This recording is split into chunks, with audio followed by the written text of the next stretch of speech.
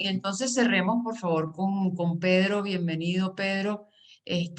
Como decía, a dar una abreboca sobre lo que significa en todo este contexto también el impacto emocional que tiene esta situación para las personas que están en proceso de movilidad humana. Muchísimas gracias, Pedro, por tu presencia. Hola, buenos días. Hola, Ligia. Buenos días a todos los participantes. Hola, Vladimir. Gusto verte de nuevo. Hola, Pedro. Bueno, yo quisiera mostrarles unas cuantas ideas brevemente. Acabo de subir en el chat el link a un texto donde algunas de estas cosas las van a poder, si les interesa revisarlas, verlas un poco más detenidamente con un capítulo que acabamos de publicar con Alejandra Zapene, con quien vengo trabajando algunos de estos temas desde nuestros respectivos lugares académicos y prácticos aquí en Colombia.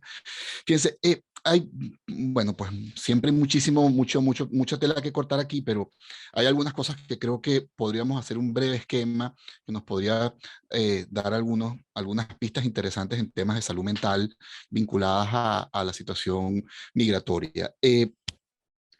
La, la, Cuando pensamos, bueno, el lugar desde donde hemos podido aprender y reflexionar sobre ciertas cosas es el contexto colombiano, que ha sido evidentemente el contexto de refugio más complejo en términos de la magnitud de la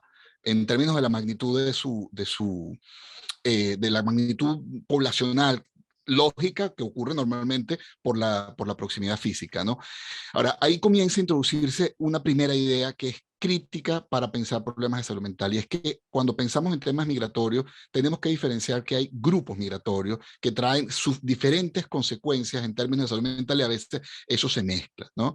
Eh, a mí me parece valiosa la idea que podamos ver este proceso como un proceso diaspórico. No hay un consenso total en ello, pero creo que la idea de verlo como un proceso diaspórico es útil desde una mirada psicosocial, porque nos ayuda a entender que hay un conjunto de narrativas o de imaginario que es distinto a un proceso migratorio en seco. Ahora bien, cuando vemos los grupos, podemos encontrar claramente que hay por lo menos tres condiciones, ¿no? Por un lado, el grupo que nos debe preocupar en mayor magnitud y el que claramente ha estado centrado en muchas de las conversaciones de esta mañana, que es el grupo de mayor precariedad, un grupo que puede estar eventualmente en condiciones de exclusión y que sistemáticamente lo está con indicadores muy serios, a veces dramáticos de pobreza extrema. Eso tiene una implicación en salud mental, la más grave de todas. Luego pensamos dos otros grupos donde no me voy a detener, que podría incluir el grupo de migración en condiciones, diríamos, de migración económica, que tenemos migraciones ordenadas, donde pertenecemos muchos de nosotros, que nos encontramos en condiciones económicas, salariales, utilización de disponibilidad de servicios y conexiones, reconstituciones de capitales sociales en los ámbitos a los que llegamos, que supone riesgos, pero son menores, y un tercer grupo, en el caso de Colombia, y algunos países que son grupos de retornados, ¿no? O de segundas, o incluso a veces terceras generaciones, que han vuelto al país de origen y que tienen también otras características. ¿Cuál es la verdadera preocupación? El foco del grupo que se encuentra en condiciones de exclusión psicosocial. ¿Por qué? Por una idea que es sencilla, pero al mismo tiempo con unas implicaciones inmensas, y es que casi desde el siglo XIX sabemos que los efectos potenciales en salud mental están directamente vinculados a la dimensión de algún tipo de exclusión. Ya los registros de Edward Jervis a finales del siglo XIX mostraban que el 93% de los migrantes que llegaban a Estados Unidos eran pobres. Y sabemos que siempre que encontramos pobreza como dimensión, tendremos el mayor factor de riesgo en salud mental que puede existir. Entonces, esa es la primera idea clave.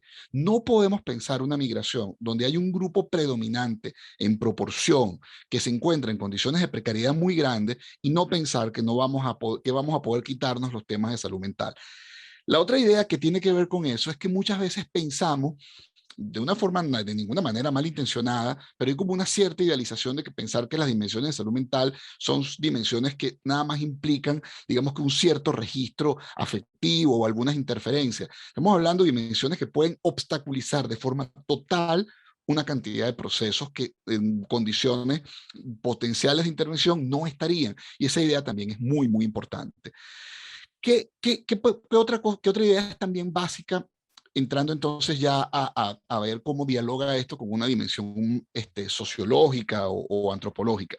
Hay un autor que me parece básico, Sayat. Él era de origen argelino y hizo toda su carrera intelectual en Francia junto con Pierre Bourdieu. Sayat propone una idea que creo que a mí en lo personal me ha resultado de mucha utilidad para pensar algunos de los fenómenos de salud mental vinculados a todo este proceso, y es la idea de que la migración no es solamente el proceso de migración, sino que la migración hay que verla en dos sentidos. El fenómeno de emigrar y el fenómeno de partida del grupo social con el que estamos trabajando. Y esto es muy importante pensarlo con el caso de Venezuela, porque nosotros tenemos un laboratorio psicosocial rarísimo desde por lo menos el año 2000 en nuestro país, producto de todas las complejas situaciones que hemos vivido como país y como sociedad. Entonces, muchas veces algunos de los problemas que nos vamos a conseguir, además de los riesgos en salud mental, son fenómenos psicosociales que están relacionados con el hecho de que no son fáciles hacer las traducciones y hay unas representaciones y unos imaginarios de punto de partida que en el caso venezolano son muy notorios, ¿no? Eso se nota en las narrativas, eso se nota en los fenómenos de arraigo, eso se nota en la dificultad de entender que hay lugares que las cosas funcionan diferente a como nosotros imaginábamos y que a veces sobredimensionamos y sobrevaloramos la forma como ocurría, y también una relación muy particular con el Estado. O sea, venimos de un gobierno que construyó una poderosa biopolítica con una narrativa clientelar de un nivel casi que nunca antes visto. Y muchas de estas personas que crecieron bajo estas condiciones se han tenido que confrontar con realidades psicosociales muy duras y en situaciones donde hay fenómenos de desigualdades sociales tremendas, algo que nos ocurre en Colombia. Yo pasé, no sé, 20 años trabajando en contextos de pobreza en Venezuela, y cuando vine en Colombia me sorprendí de ver las dimensiones de la inequidad que te podrías encontrar en Colombia, ¿no? Entonces es un fenómeno muy importante. Eso nos lleva otra idea que quisiera señalar, que a veces queda invisibilizada, y es cómo se interactúan estos procesos con fenómenos generales de xenofobia o de control social, que es una de las discusiones psicosociales habituales. Evidentemente, hay fenómenos muy importantes que pueden ocurrir. Colombia podríamos decir que probablemente ha sido el país, aunque ha tenido mayor diáspora, probablemente ha sido el país que ha tenido por lo menos crisis xenofóbicas menos evidentes, lo cual no significa que no esté presente y que no se manifieste en diferentes ámbitos, y donde además el uso también ha sido de los políticos ha sido estratégicamente distinto, ¿no? Sin embargo, hay una idea que hay que entender, y es que es casi imposible que paremos fenómenos de estigmatización y xenofobia si los grupos poblacionales crecen significativamente. Y eso está documentado ya desde la Edad Media. Geremek, Bonislav Geremek, que probablemente es el historiador más brillante de la Edad Media, tiene un libro muy, muy valioso que se llama La Piedad y la Horca, ¿no?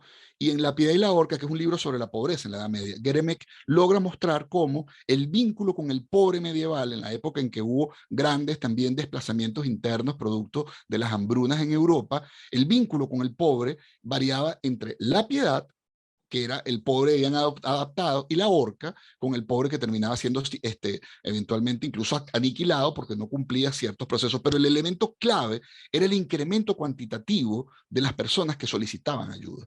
La idea de la caridad es una idea que el caritas, que es típico de nuestro vínculo con la pobreza, está presente en la medida en que podemos ofrecerlo.